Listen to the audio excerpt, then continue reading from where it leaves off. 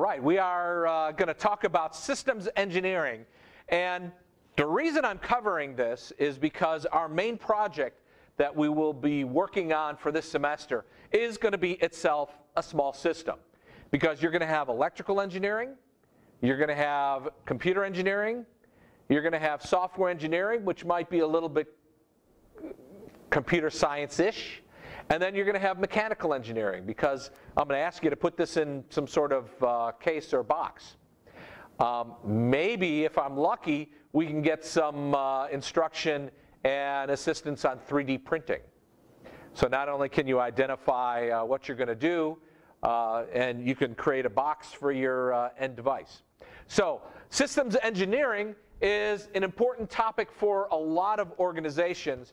And let me talk about some of these concepts associated with it. So what is a system is the first thing to ask. Well, think about a system is what? Well, integrated composite of people, products, and processes that provide a capability to satisfy a stated need or an objective. So notice that the things I talked about here include products, people, and processes. Now, there are some examples here of personnel, facilities, processes, hardware. So let's take a good look at what really is a system. So I actually spent some time at NASA. So when I was at NASA, this is pretty, yeah, that's actually me. See that? And you see what I'm sitting next to?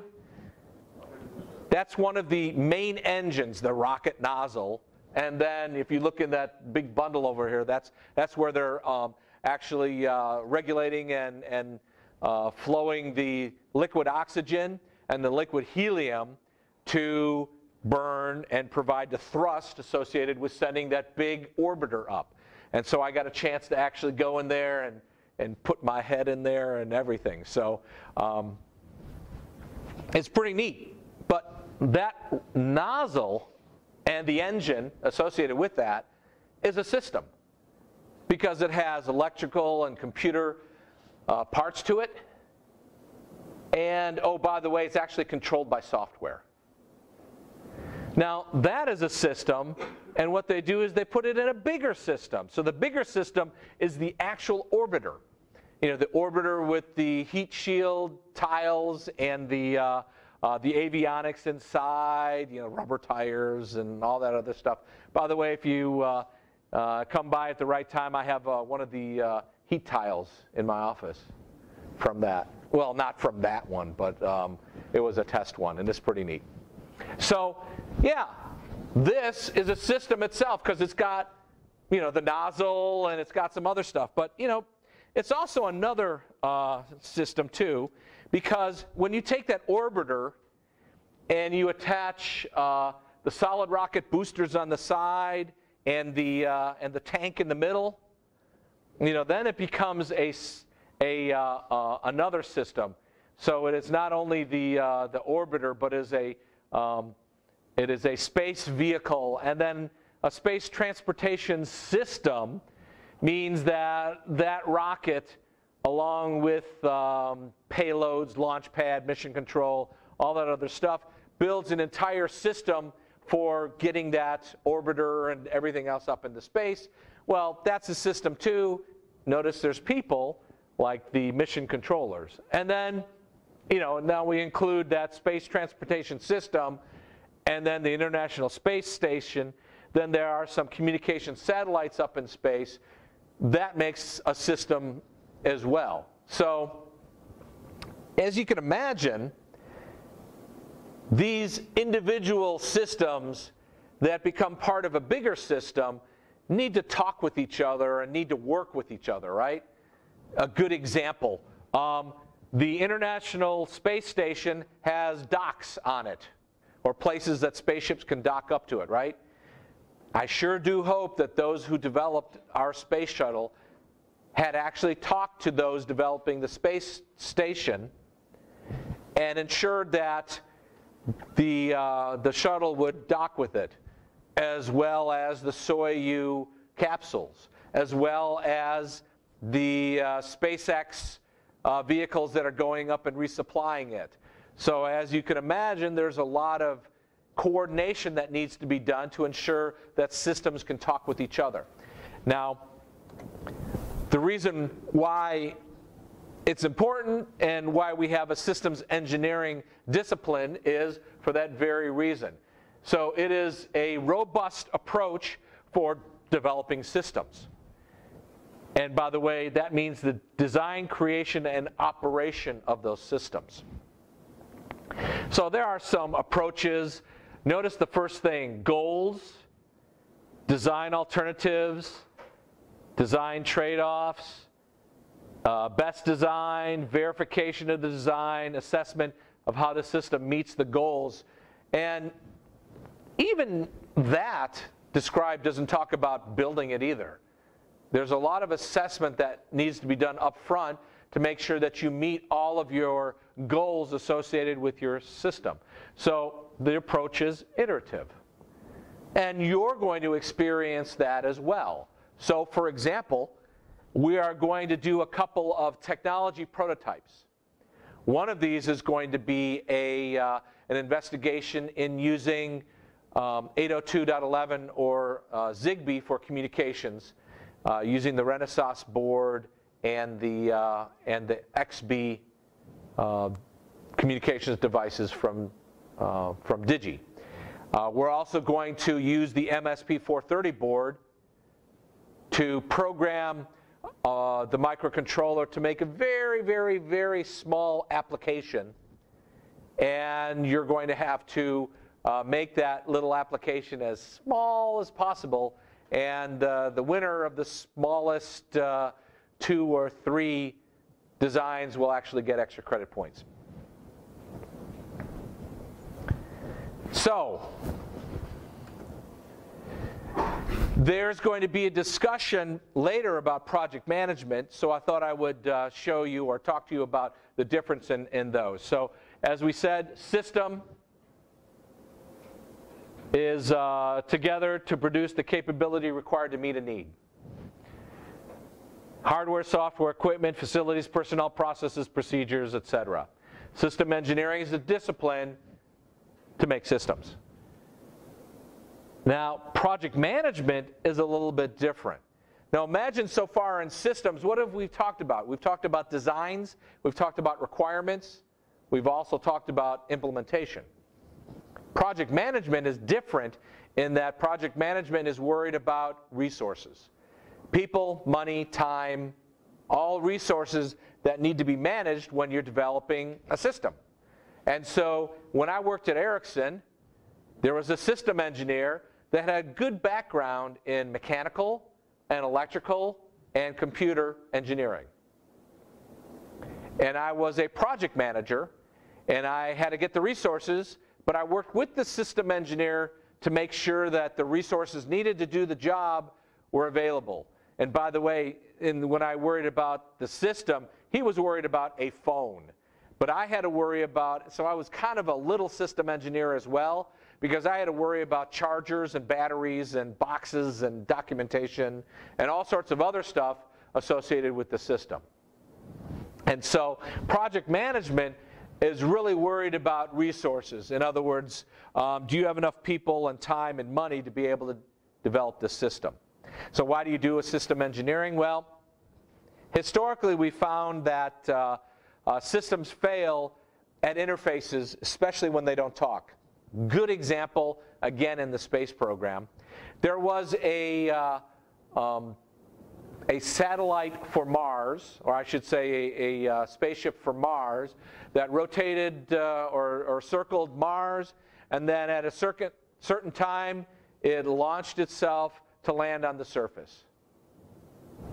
It was very successful getting to Mars and orbiting. But as soon as it detached from the orbiting part and went to go land at the surface, they found that this device actually crashed into the surface of Mars at an unbelievable rate of speed. It turned out that one group of the satellite for landing was using English units, and the one for circling was using SI units. And so they weren't really talking the same language, and because there is a difference in the perception of velocity, speed, height, etc., they had a catastrophic failure, burying some sort of vehicle tens of feet into the ground, or would that be tens of meters into the ground? So there's a real reason to have some sort of system engineer as well as team working together on all the effects, because otherwise you're going to have problems like cost overruns and people working in what we call their own little silos, just worrying about what they want to do. I'm a computer engineer, I'm going to worry about my software, and I won't really worry about what the hardware does. Or I'm a mechanical engineer and I'm going to design this enclosure, and the electrical engineers, they can make sure that their printed circuit board fits. All right? So when I did phones, the mechanical engineer said, "Double E, how much space do you want?" "I want this many square inches or square centimeters of surface area." "All right, when we design our phone, we're going to make sure that you have this much, and it might be not exactly square, it might be kind of rounded off, but we will give you that amount of space." And so there was a discussion, and eventually they came up with a circuit board that actually looked like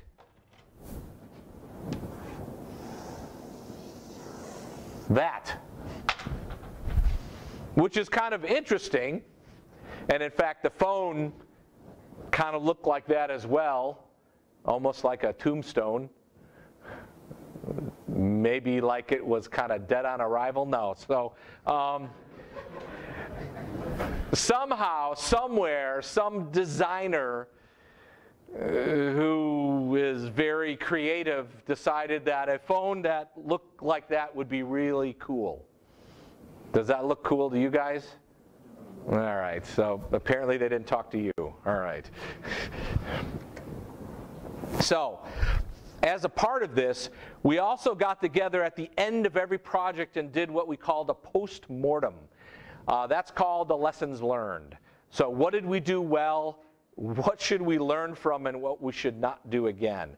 For example, after this infamous phone, we said we should thoroughly beat the designers and or get better designers who actually design good-looking phones that people may actually want to buy. Most are built on lessons learned from past periods. We had the debrief, and we learned, and we actually got better as we designed all the time. So let's talk about the process for systems design, and we're going to do an example of this amongst ourselves. We are going to begin with reductionism. All right? So reductionism means that we take this really complex problem and we make it smaller. In other words, we break it into smaller pieces. All right? So as a part of reductionism, we can say, well, what if I talk to you about our project? What is our final project going to be? Some sort of display product, right? That has communications, that has a case, that has a battery, that can communicate with the outside world. So we have that problem, right? And I've listed off several things that you might actually be able to take a small piece of and say, oh yeah, we could reduce that to this part and that to that part. So as a part of reductionism, what you're doing is you're decomposing the development life of a new project into a sequence of defined activities by saying, here's a big product, let's look at that piece, and that piece, and that piece, and that piece. It forms the entire system, but you look at a little piece at a time. Now, a little piece at a time could be a subsystem itself. A good example would be the display. The display may itself consist of, I don't know, what do they call that new stuff? Electronic paper, right? And a couple of chips that you work to use with it. Or you may call the communications environment. You have a Wi-Fi chip and a controller for that and an antenna. you have to worry about all those different things. And so by decomposing the product, you're going to be creating a hierarchy of progressively smaller and smaller and smaller pieces until you get to a piece that's easy to design. And one example of this would be an organizational structure of an aircraft system. Now, this is kind of a big system, right? And in this case, our aircraft system is an air vehicle, the actual plane itself, right? And this is probably a military plane because it says C3I, which is, I think, a code word for it shoots at you, all right? Command control, something else, all right. Oh, yeah, there's fire control. Well, that might be burning fire control. Anti-submarine warfare, armament. Oh, that's definitely military shoot at you. But look at the other things, too. Spares, facilities, site activation, and data and training and all that other stuff, all right?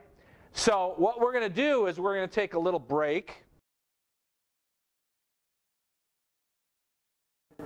We are back, and we're all going to snicker because I just went for about 5 minutes and I didn't have the audio on. So here's an example of one of the solutions that we had. Take a look. Input unit, power unit, communications unit, display unit, consumer support, so that's good. They included a user manual. And the infamous storage unit with the type of storage. Not the 7.8E of storage. Storage protocols. Is your intent there the web service somewhere? So what's type of storage mean? Is it on the unit itself? Okay. So again, what's kind of missing here? Oh, there's more? Oh, thank goodness. Control unit, processor, speed of processor. Oh, well, mechanical. Is that mechanical cursing unit? Casing, oh. I'm really happy that's not a mechanical cursing unit, okay? Dimensions, weight. I know that said casing. I'm just making a joke. Can I have yours again? One thing missing from here is the concept of how it's going to get that information from somewhere else. Are you going to have an app? Are you going to do it via text? Are you going to do it via tweet? Are you going to do it via web page? How's it going to happen? So one of the things that you really needed to include in that was the system. And then we had another group in here. I thought for sure you would update it after I gave it back, but let's see. This is a little bit difficult to read because it's really light, so let's see. Entire system, board, battery, charger. Oh, that's interesting. Did in yours, did you include battery charger? Power unit, okay, it's on there. Display, communication, Zigbee, Wi-Fi, Bluetooth, all of them? It's more like No, choose one of them, okay. So you could have said Zigbee or Wi-Fi or Bluetooth. So, and you know, one of the aspects that I've been going over with these concepts of what you're going to do is now you're going to encapsulate. So if one of these was communications, right? And communications, notice they say type, Wi-Fi, Zigbee, wired, wireless, range of communications, communications protocols. It looked like they threw all kinds of crap up there, but there's going to be some design questions later on. You're going to have to decide, do you do this or do you that? Do you do Zigbee, do you do Wi-Fi?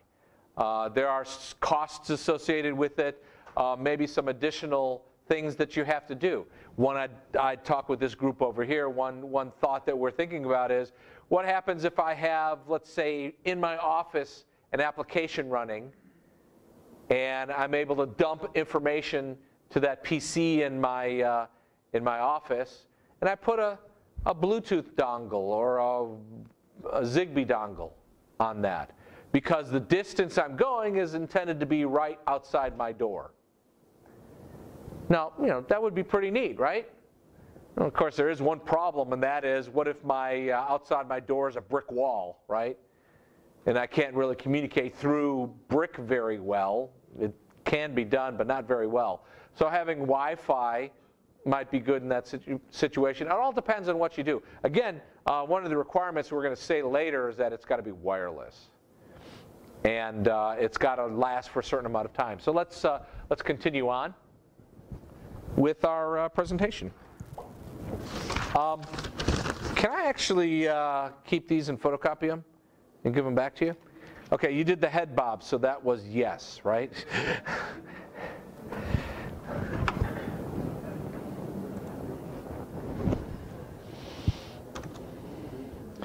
All right, continuing on, we did this.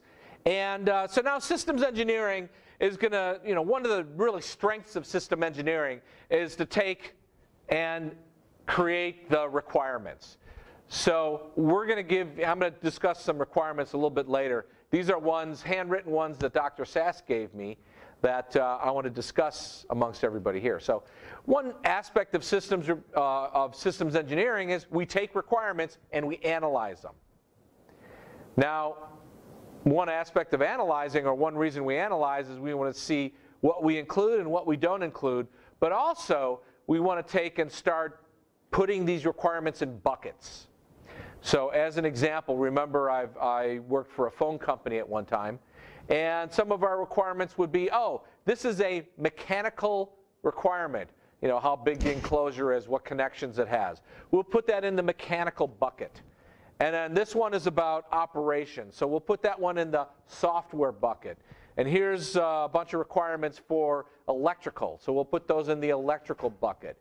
Because when you put them in these different buckets, groups, disciplines, whatever, then those disciplines will take a look at it. Now some may actually have multiple groups that look at it. A good example would be LCD. Now LCD has a mechanical requirement or aspect to it, right? How big is it? Usability people might say, how easy is it to see? Electrical people would say, how do we communicate with it or integrate it into our board? And the software people might say, how do we write to it? So all of those different disciplines would have an interest in that one requirement on the LCD. So as a part of that, you'll take the requirements, you'll analyze them, and then you will functionally, as I said, allocate them. And you're always discussing, is this the right requirement? Do we need more information for synthesis and design? Because it may be that when I get down in the synthesis, there may be a requirement that says the LCD shall be 3 inches by 2 inches for a phone, all right? And in the discussions we find out that may be a little bit too big. So then we would have to go back up to requirements analysis and say, how do we change this and what's more appropriate? At the same time, we're also making sure that we analyze, optimize, control. So there's a lot of discussion that goes on in systems engineering, but following the process like you have up here, like there's the verification loop. Eventually, when we design, we're going to say, okay, here's our design, we're done. Does it meet the requirements? You kind of want to do that before you build it. So you want to make sure, have I designed something that meets the requirements? Because very often the requirements are associated with very important things. One requirement or set of requirements that we had was saying that this phone would work with the CDMA 2000 protocol. So we had better make sure that all the functionality of CDMA 2000 is in the design. Things like antenna strength and the software packages and things like that. So requirements development are very important. Have I gone over this in class before? What's a good requirement, what's not? Kind of yes, kind of no. Or do I get the infamous head bob that you don't know. All right, let's talk about requirement language. So requirements are that part of a product specification where you actually are saying exactly what this must do. Well, not exactly. It must do a certain amount of functionality, like the vehicle shall be able to fly for a minimum of 30 minutes. Oh, by the way, we're going to talk about a quadrotor vehicle which inspects a power plant cooling tower. Think Simpsons, with that big thing and spewing all sorts of steam, not radiation, right? So requirements language, notice the vehicle shall be able to fly for a minimum of 30 minutes is a complete English sentence. And in the requirement, I don't have the word and, but I do have the word shall, should, must. And it's a single thing that I could verify later.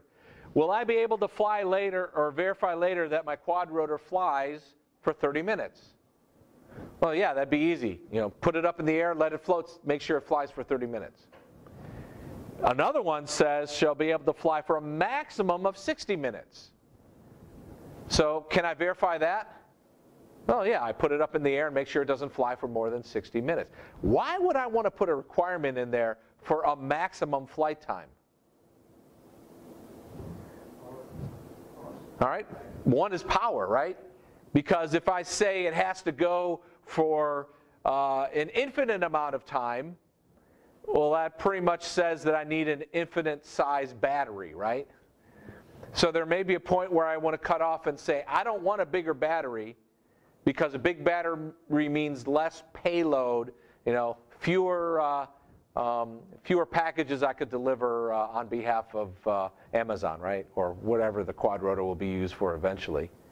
And so I often put a minimum and a maximum. Notice I put them in two different requirements, right? Because I need to verify them individually. So I wouldn't say a minimum of 30 and a maximum of 60. I would put them in two different requirements. Another one, base station, an operator shall man the base station at all times while the vehicle is aloft. That's okay to verify. It's not really specific with respect to an amount of time or an amount of current or a size or cost, but it's an operational one, and that's okay. All right?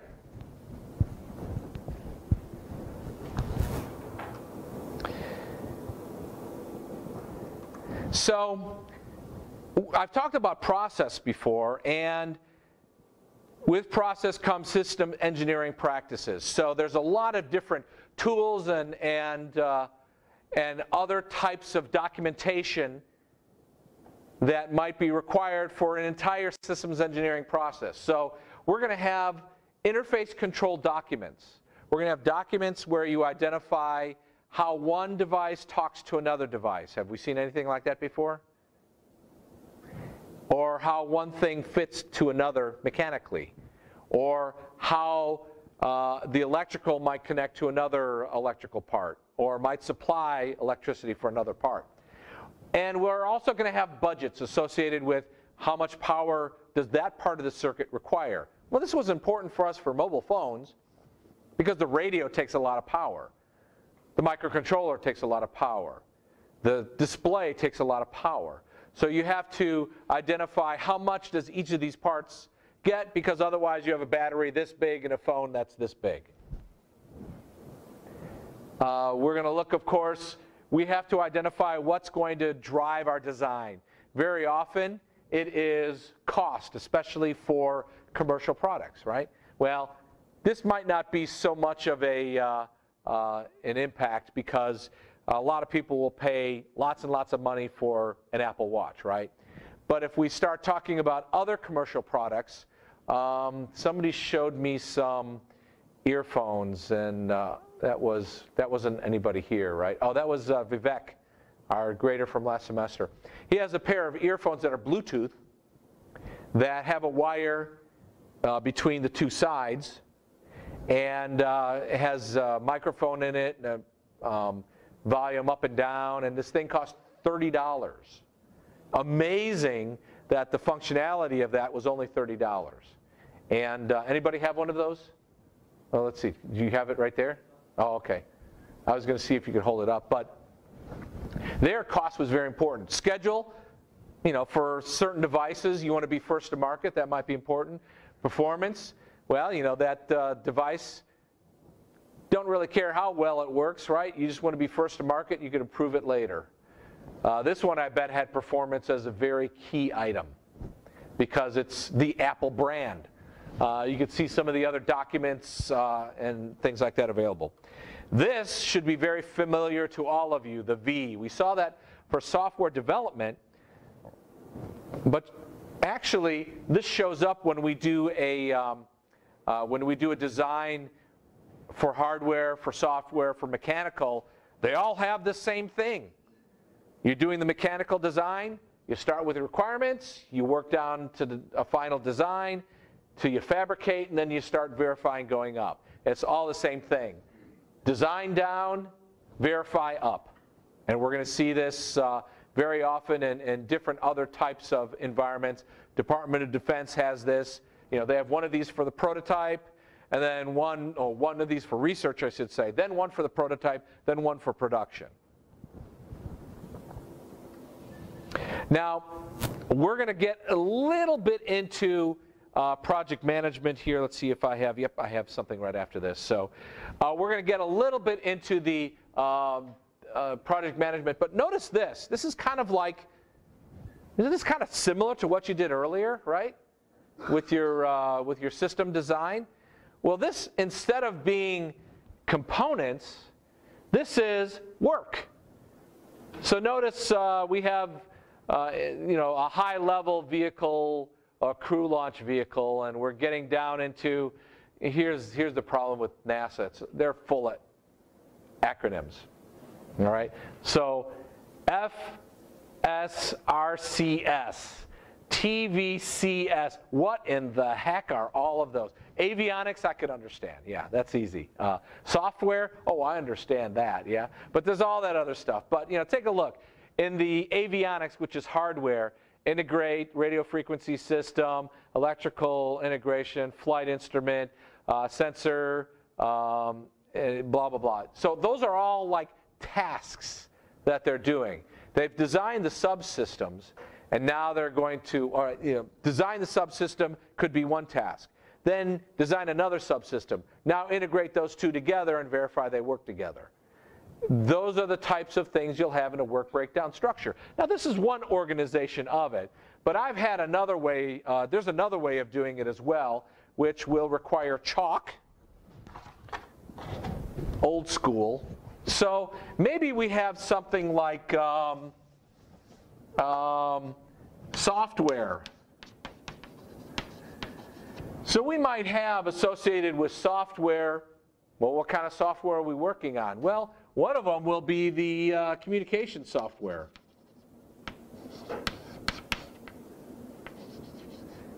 Software design.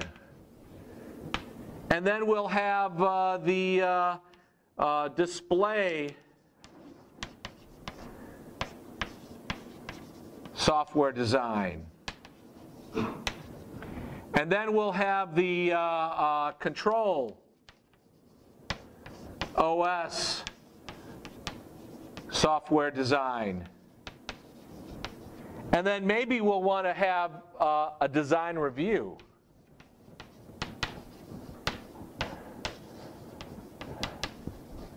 And then maybe after the design review, you'll actually have the program communications and program display, blah, blah, blah, blah, blah, all right? So those are all tasks, right? Have we done this before in class? No? Okay. Well, that's interesting as well, but in a work breakdown structure, often what you also want to include is, this was the what? The task. What do you think is also important when you're talking about work that has to be done? Yeah, all I heard is I need one person to say something at a time. All right, time. How long does it take? And you can also have start time too, right? And the end time is also assumed. What's another important thing about this? Well, Man hours. Well, man hours is kind of associated with time. Man hours is the amount of hours that a man or woman will work on this, all right? So I said it in this line. What's important? Also, who? So who is responsible and is working on that particular task, right? As part of this, you're going to identify, Mayuka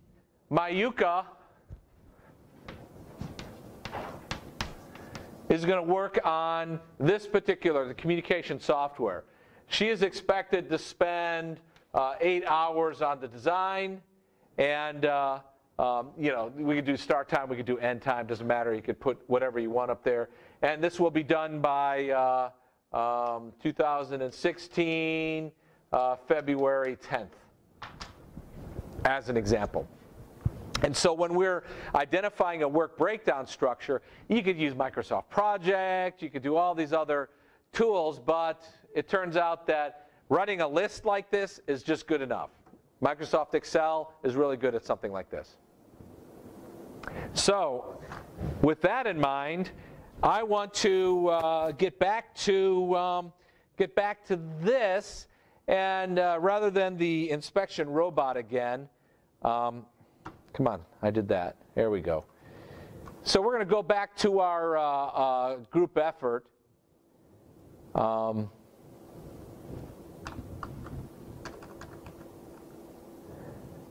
Write the work breakdown structure for a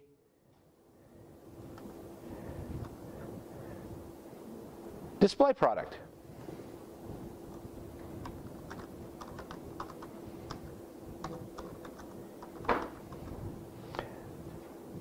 So again, what I want you to do is to take a couple of minutes and going back into this mode, go ahead and identify a few things that you might be able to do for your work breakdown structure. All right? We are back, and I'm going to show on the board a couple of examples. In particular, remember our exercise associated with a work breakdown structure, and I gave them do it only for electrical hardware, and so PCB design, PCB layout. Does that look better? Again, task, roles and responsibility, time, and what is that state time? Start time. Start time. Man, your letters are a lot different than mine. Footprint. Wow, that is one weird looking R. Flui planning. PCB fabrication. Purchasing. All right, yeah, that's an R. Assembling, mounting, verification, testing. So yeah, all good things. You gave it roles and responsibilities. So you have so many different people working for you, huh? We're all over that one, okay? A certain amount of time. All right, that's an idea. I like this one. Here we go. Again, hardware, PCB design. Ooh, start and end. That's pretty good. Pratik, Rahul, Shambari, Ritesh, all. HMI design. Hardware machine interface design? Oh, human machine interface design. Okay. I think of that as software, but that's all right. Integration, testing, debugging. So, that's another example. But more importantly, they identified how long it's going to take, and the light would help. When they're starting, when they're ending. And, it's identifying, most importantly, identifying who's doing it. It's probably one of the best things to do with a work breakdown structure.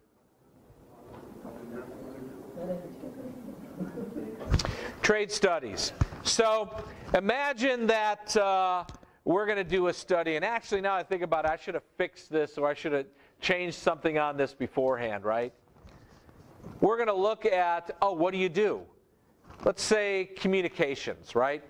Communications would be, are we going to do a Wi-Fi or a Bluetooth or a Zigbee, right? So maybe those would be some of your alternatives over here, right? Or what's another wireless technology? Cell phone, all right? We'll call it GSM just for grins. And then you would have some other scoring along the top. So one might be range. In fact, you know what? Let's change this now.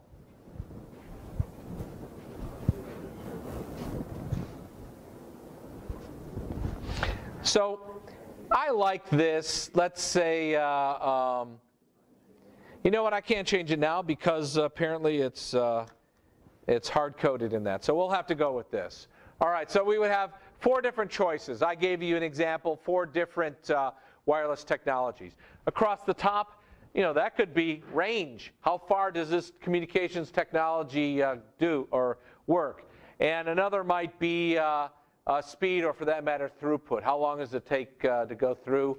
And another one at the end might be cost, right? Because Wi-Fi is probably going to be a little bit more expensive than Zigbee, and more expensive than Bluetooth, and mobile phone, cell phone is going to be really expensive. So there are different types of things that you could use, and the whole idea is that you're giving different weight and the ability to satisfy that requirement. So in this case, choice number 1, it had the utility value of 8. In other words, it was one of the best associated with range.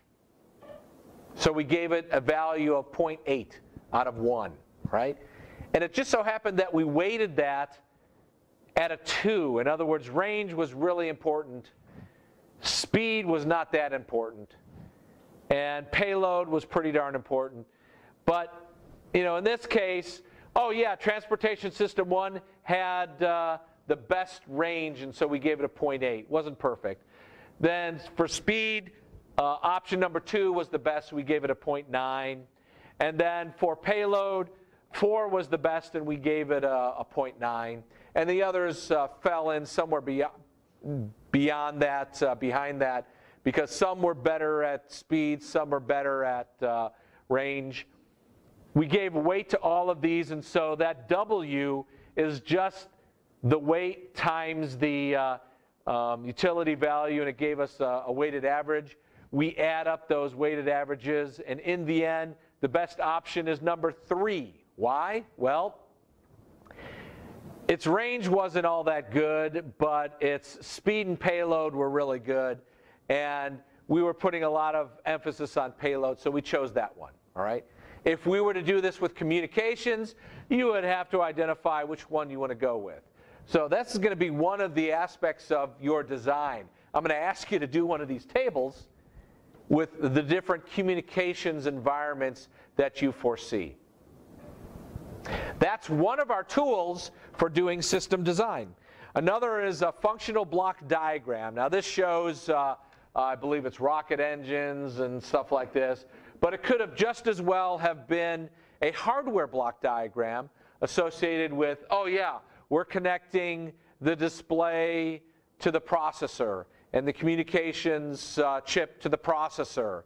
And if you're talking about an entire system, then you would also need to include, we're doing a mobile app, which will then communicate wirelessly via cell phone or Wi-Fi to a server, or to your base station, to a server somewhere, and then the server will go to your local Wi-Fi for the display product, and then there will be Wi-Fi connection to there. You'll have to include that in it as well.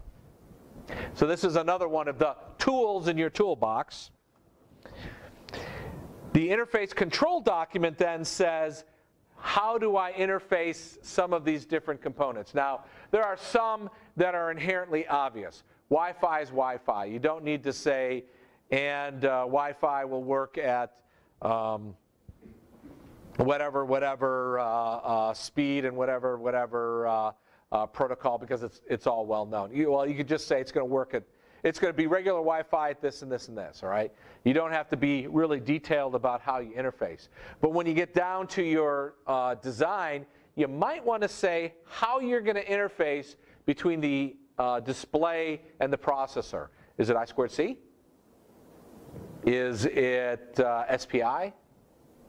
Is it parallel? Who knows? But you have to actually write down your interface. Also, what you have to write down is not only the hardware interface, but the software interface. I'm doing UART at 9600 baud. I'm going to have I'm going to have even parity and one stop bit. All right, this is the type of stuff you would write down in an interface document. Oh, by the way, when you're sending information over, it'll be of this particular format. So those, you would put information like that in an information or an interface control document. And as an example, you would also put, here's a good example. What do you think this is?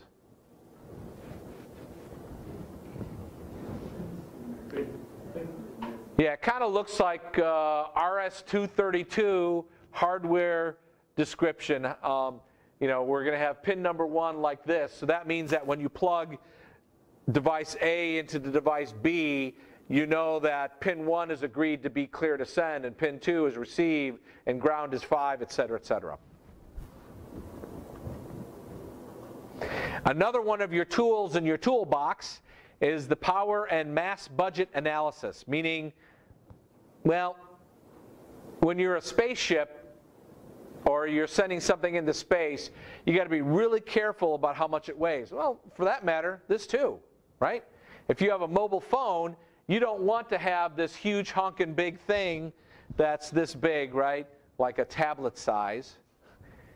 You're going to have something smaller, and so you're going to say, I want this thing to be no bigger than 75 grams, which is actually pretty light.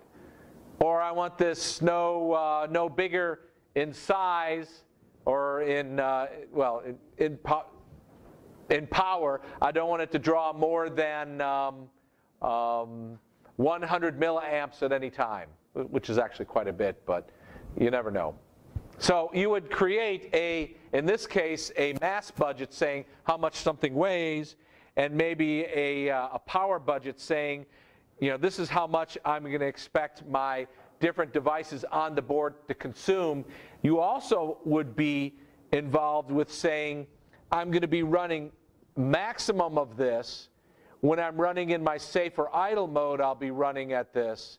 And then you would have to identify, or normal mode and transmit mode, and then you would do a calculation saying, how often are you in that mode, right? Like if you're talking about a display product again, how often is it going to be in the mode for receiving data, or for that matter, transmitting? If you transmit data to this device, you probably want to acknowledge saying, I got it, so that the other device that's transmitting to the display product doesn't keep on doing it again and again and again, and chewing up radio time, radio power. I received it, good enough, you don't have to send it again unless there's something new to forward to me. So now let's take a look at pulling this all together. We've looked at several tools, and so for the rest of the class, I'm going to want you to, for our last quiz, talk about display or requirements for our display. So keep in mind our customer is going to be large offices or maybe even university faculty in an office. And the problem statement is, how do I inform people if I'm running late or will be available in my office later in the day? And another problem is, how can I mount and operate this inexpensive product outside of that office? So what are the tools you have? Well, we have wireless and wired communications equipment. Wireless would be what? Wi-Fi, right? Or maybe you define something else. Wired would be, the Wi-Fi routers, right? And maybe your own PC that's on the internet, that's inside your office. There are servers that are available out there, power, etc. The tools you have, 3D printers, PCB development systems, software tools, and with software, do you create, buy, or use a free OS, and what kind of software development systems are you going to work with? So I'm going to have one more slide, and then your exercise for the end of the class would be write requirements as a group. So in summary, what is systems engineering? I talked about it as a robust approach. It is helpful to design or to guide the engineering of your systems. And we use V, and NASA uses it. Actually, NASA has an extensive manual on how to develop their systems. And so very often an organization will have a complete systems manual. So with that in mind, thank you very much.